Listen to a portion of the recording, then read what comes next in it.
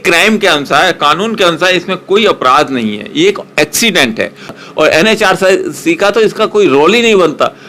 फुदक रहे हैं एनएचआरसी, क्या मतलब है? आप किसी मैटर को गलत एडवाइस देते हैं तो ये उस वकील की भी जिम्मेदारी बनती है, कोई गलत एडवाइस न दे। कम 1 करोड़ तो उसको कंपनसेशन मिलना चाहिए। ये कंपनसेशन राशि मैं डिसाइड नहीं कर सकता, ये राशि वो लड़की खुद डिसाइड करेगी। उसे कोर्ट दर्ज तक नहीं हो पा रही। रिपोर्ट किस चीज का आप दर्ज कराएंगे? अरे पुलिस वालों का कहना सही है। आप नीम हकीम खतरा है जान। नहीं, यहाँ नीम हकीम खतरा जान नहीं है, ये हॉस्पिटल है बकायदा 79। पटना के महावीर आरोग्य संस्थान के डॉक्टर और नर्स की लापरवाही की वजह से एक बच्ची को अपना हाथ खोना पड़ा। अस्पताल इस पूरे मामले पर लीपापोती में लगा है। कभी छोटी सी सहायता, कभी कंपनसेशन की बात करता है, लेकिन बड़ा सवाल यह है कि आखिर उस लड़की के शरीर का जो हिस्सा गया है वो जिंदगी में कभी नहीं आ सकता। ऐसी लापरवाही क्यों हुई और इस लापरवाही की किस तरह से भरपाई हो सकती है या क्या सजा हो सकती है, मेरे साथ बात करने के लिए सुप्रीम कोर्ट के senior lawyer ML Sharma ji. Sharma ji, Patna का ये मामला ये दिखाता है कि डॉक्टर की लापरवाही की वजह से एक लड़की को हाथ खोना पड़ा। ये अक्सर मामले आते हैं इस तरह के कि लापरवाही की सजा मरीज भुगतता है, जिंदगी भर भुगतता है, या फिर उसी एक गरीब मरीज को, एक लड़की को उसकी सजा मिली। जो आपने बताया इसको न तो हम लापरवाही कहेंगे न इसको कोई अपराध कहेंगे। सड़क पे चलते हुए जिस तरह से 2 गाड़ियां टकरा जाती हैं, अनजाने में एक्सीडेंट हो जाता है, लोग मर भी जाते हैं, तो उसके लिए एक शब्द है, कानूनी शब्द, उसको कहते हैं एक्सीडेंट। जब कोई काम जानबूझ के किया जाता है, किसी लालच में किया जाता है, किसी उद्देश्य के लिए किया जाता है, तब वो अपराध की श्रेणी में आता है। जो घटना इस अस्पताल में घटी है, इसके अनुसार न तो अस्पताल वालों का कोई उद्देश्य था इससे कुछ पैसा लेना या इसके शरीर के कोई अंग को काट के बेचना, और न ही कोई और उद्देश्य था कि इस लड़की से कोई वो काम कराएं या कोई इसका शोषण करें। ये एक सामान्य रूप से एक दुर्घटना है जो कि डॉक्टर के कहें या नर्स के द्वारा अनजाने में हुए। उन्होंने भी जानबूझ के नहीं किया क्योंकि वो उनकी कोई दुश्मन नहीं थी, तो अनजाने में हुई ये जो घटना है जिसके द्वारा लड़की का पूरा बायां हाथ सूज करके नीला पड़ गया। फिर इन्होंने यहाँ तक कि दिल्ली भेजा है उसको, दिल्ली में जाकर के उसका एग्जामिनेशन हुआ, उसके बाद उसका हाथ काटना पड़ा। ऐसा नहीं, हाथ काटना पड़ा तभी तो दूसरे जो है मेडिकल कॉलेज में या फिर हॉस्पिटल में इन्होंने ट्रांसफर किया या रिकमेंड किया। महत्वपूर्ण सवाल ये है कि वो जो नर्स थी वो ट्रेंड थी भी या नहीं।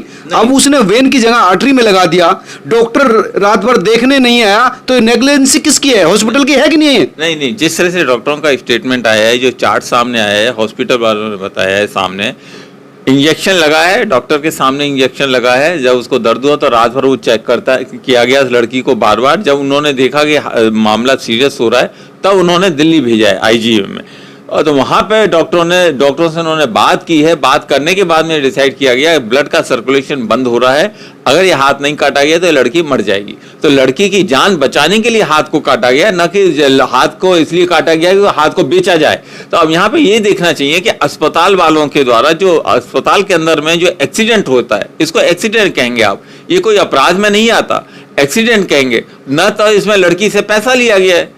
आप अस्पताल का रिकॉर्ड चेक कीजिए, ये धर्मार्थ हॉस्पिटल है, यहाँ पे करीब मुफ्त में लोगों का इलाज किया जाता है। लोगों से पैसा लेकर के कोई बड़ा प्राइवेट हॉस्पिटल नहीं है। आप मुफ्त में इलाज कर रहे हैं, उसकी जान थोड़ी लोगे मुफ्त में, समझिए ना डॉक्टर साहब। नहीं, यहाँ पे उसकी जान नहीं ली गई है। समझिए, बात समझ रहा हूँ मैं, पूरी समझ ली पहले आप। ठीक है, आपके तो ठीक है, ये बताइए उसको इंजेक्शन क्यों दिया गया? इंजेक्शन क्यों दिया गया ये बताइए। फिर इंजेक्शन क्यों दिया, सवाल ये नहीं कि इंजेक्शन किस तरह से दिया गया जिसकी वजह से उसका हाथ जो है ग्रीन हो गया, हाथ नीला पड़ गया। डॉक्टर रात भर देखने नहीं, सुनिए, रात भर देखने नहीं आया। हाँ, तो रिकॉर्ड पर है कि डॉक्टर ने, लेडी ने, दोनों देखा, जब तो उसको सवेरे रेफर किया दिल्ली, नहीं तो कैसे रेफर करते? रात को ही करना चाहिए, रात को। दूसरे तो उन्होंने देखा ना, वो देख रहे थे, उन्होंने कंसल्ट किया, कंसल्ट करके फिर उन्होंने रेफर किया है। हाँ, अगर वो रेफर नहीं करते दिल्ली और खुद ही हाथ काट देते उसका, तो तब माना जा सकता था वहां पे कि उन्होंने कोई जानबूझ के कुछ किया। सवाल ये है कि अगर इस तरह के लापरवाही वाला मामला हुआ है तो हो सकता है इससे पहले भी इस तरह के केस वहां पर बिगड़े हो। प्रिजम्पशन नहीं चलता ऑफेंस के अंदर, आप प्रिजम्पशन नहीं कर सकते कि जांच तो होनी चाहिए। मुकम्मल एक्सीडेंट किया, इसने गाड़ी मारी, हो सकता है 50 गाड़ियां ठोकी हो, इसको फांसी पे चढ़ा दो ना। एक क्राइम के अनुसार, कानून के अनुसार इसमें कोई अपराध नहीं है, ये एक एक्सीडेंट है। और एक्सीडेंट का मैक्सिमम जो खामियाजा होता है वो है कंपनसेशन।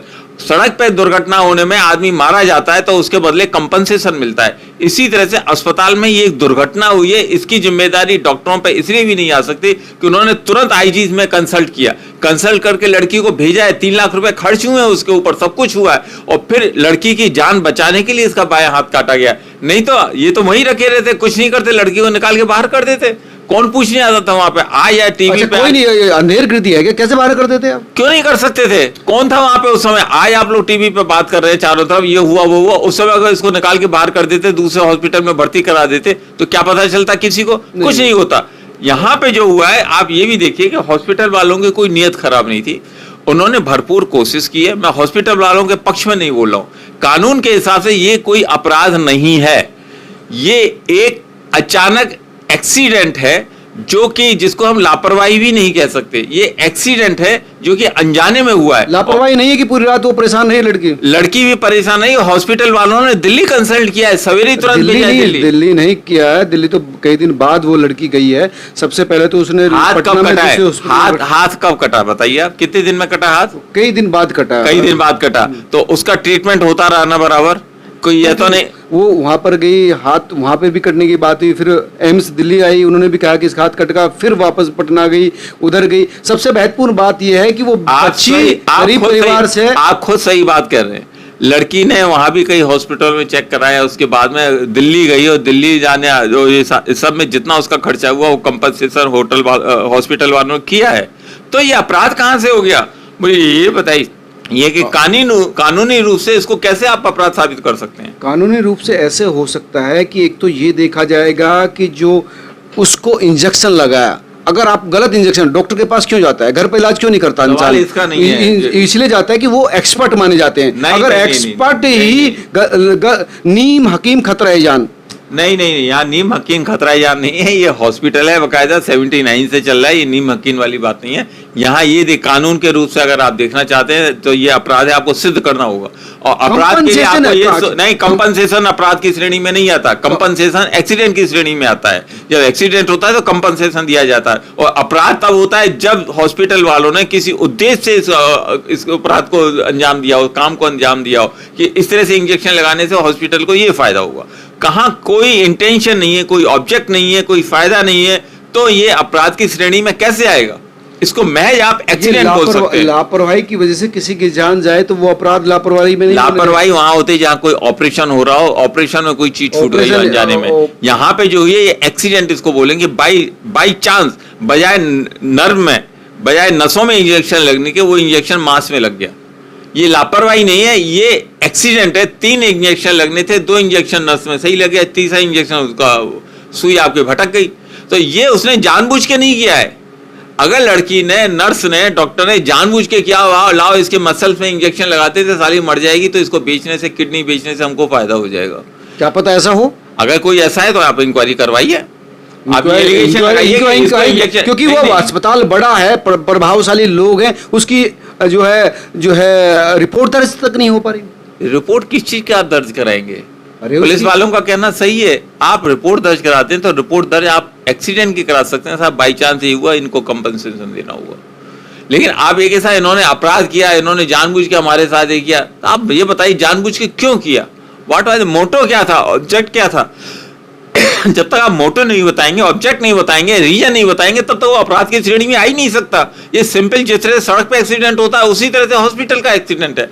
इसमें आप कंपनसेशन मांग सकते हैं, कंपनसेशन में भी म्यूचुअली अंडरस्टैंडिंग, आपस की समझदारी के बीच में होगा। अस्पताल वाले लड़की से कंपनसेशन दे प्रॉपर्ली।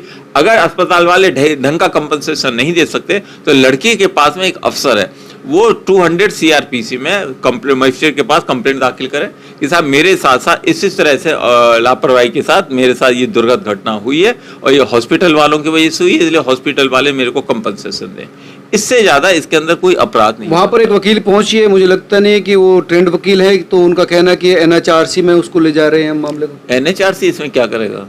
NHRC तो तब होता है जब स्टेट गवर्नमेंट कोई अन्याय करती है, पुलिस वाले कोई अन्याय करते हैं आम जनता के ऊपर और उसके विरुद्ध में पुलिस कोई, सरकार कोई एक्सीडेंट नहीं लेती, तो उसके लिए नेशनल ह्यूमन राइट कमीशन बनता है कि इस व्यक्ति के साथ इतना बुरा पुलिस वालों ने, राज्य सरकार ने व्यवहार किया है, तो उसके ऊपर NHRC आपका एक्शन लेती है। ये एनएचआरसी का तो छोड़िए, पुलिस का मैटर भी नहीं है, ये कंपनसेशन का मैटर है। अगर अस्पताल वाले ढंग से कंपनसेशन नहीं देते तो लड़की को राइट है 5 लाख या 10 लाख का कंपनसेशन, 15 लाख का, 20 लाख का, जो भी वो उचित समझती है वो ठोके कम से कम 1 करोड़ तो उसको कंपनसेशन मिलना ये चाहिए। कंपनसेशन राशि मैं डिसाइड नहीं कर सकता, ये राशि वो लड़की खुद डिसाइड करेगी उसे कितना कंपनसेशन मिलना चाहिए। और अगर ये म्यूचुअल डिसाइड हो जाता है बहुत अच्छी बात है, क्यों अपराध, ये अपराध की श्रेणी का मामला नहीं है, लापरवाही अपराध की श्रेणी में नहीं आता, एक्सीडेंट अपराध की श्रेणी में नहीं आता, अनजाने में किया हुआ काम कोई भी अपराध नहीं होता। और एनएचआरसी का तो इसका कोई रोल ही नहीं बनता। फुदक रहे हैं एनएचआरसी, क्या मतलब है? आप किसी मैटर को गलत एडवाइस देते हैं तो ये उस वकील की भी जिम्मेदारी बनती है, कोई गलत एडवाइस न दे, न लोकल लोगों के बीच में स्टेटमेंट दें कि एनएचआरसी में जाएंगे। एनएचआरसी इसमें क्या करेगी?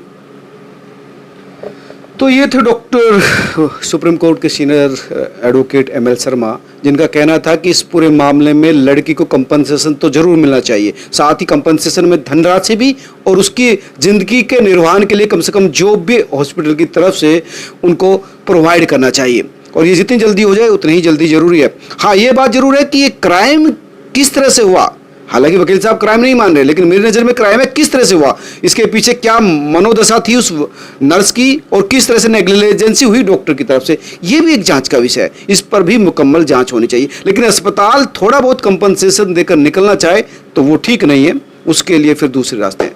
आप इस मामले पर क्या सोचते हैं, जरूर मुझे कमेंट करके बताना आपका क्या राय है और क्या होना चाहिए, वो सारी चीज़ें। इस खबर को शेयर भी कीजिए ताकि तमाम लोगों तक ये जागरूक करने वाली खबर पहुंचे। नमस्कार।